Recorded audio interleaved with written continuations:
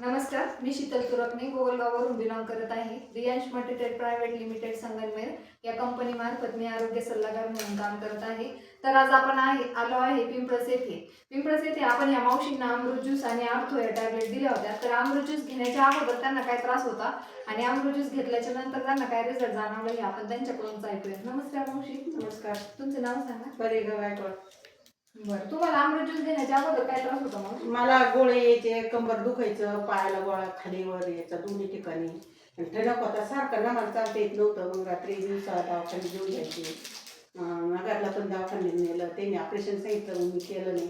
पण तुमच्या औषधापासून मला चांगला रिझल्ट आला आणि चांगला म्हणजे मला 100% फरक पडला. पायाला सूज होती, गोळे येत होते ते पण राहिले, वात येत होता, वातासारखं ना, गाडीवर बसता येत नव्हतं, ते पण मला फरक पडला. तुम्ही दवाखाने भरपूर केले, खर्च भरपूर केला.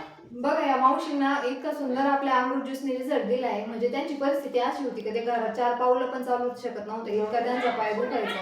मग त्यांना अक्षरशः त्या रडायच्या, त्याच्यासाठी म्हणजे दवाखान्यात न्यावं लागायचं त्यांना निम्म्या रात्री.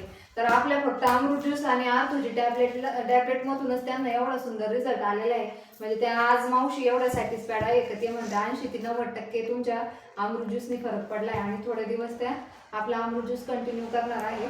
धन्यवाद.